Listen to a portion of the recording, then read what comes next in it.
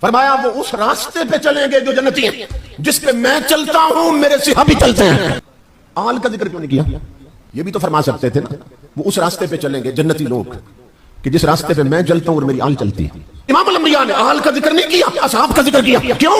فرمایا آل گمراہ ہو سکتی ہے، صحابی گمراہ نہیں ہو سکتا ہے۔ رسول نے ایک حدیث کہی ہے، انی تارکن فیکم الثقلین، میں تمہارے درمیان دو چیزیں چھوڑ کے جا رہا ہوں، کتاب اللہ و اطرتی اہل بیت، ایک اللہ کی کتاب اور ایک میری اطاعت۔ اس حدیث کو بدلا نہیں، رسول نے کہا میں قرآن چھوڑ کے جا رہا ہوں اور سنت چھوڑ کے جا رہا ہوں۔ اچھا رسول چیزیں دو چھوڑ کے جا رہے ہیں، قرآن اور سنت، اور جو حجرے میں شخص کھڑا ہے وہ کہہ رہا ہے ہمیں صرف قرآن چاہیے۔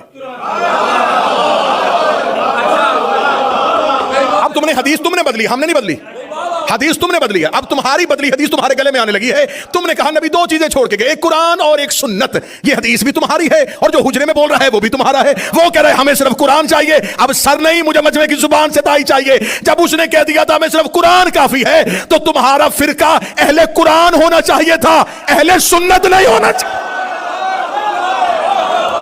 فرقے کا نام ہونا چاہیے تھا فرقہ اہل قرآن، کیونکہ صرف قرآن کافی ہے، ہمیں صرف قرآن کافی ہے۔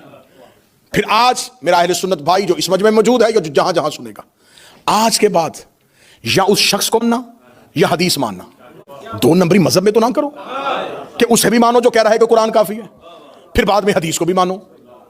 اگر حدیثیں پڑھنی ہیں تو پھر اسے چھوڑو، اگر اس کی فرما برداری کرنی ہے، اسے ماننا ہے، اس پر یقین رکھنا ہے، پھر احادیث کا انکار کرو، کیونکہ اس نے مجمع عام میں کہا ہے کہ حسبنا کتاب اللہ، ہمیں اللہ کی کتاب کافی ہے۔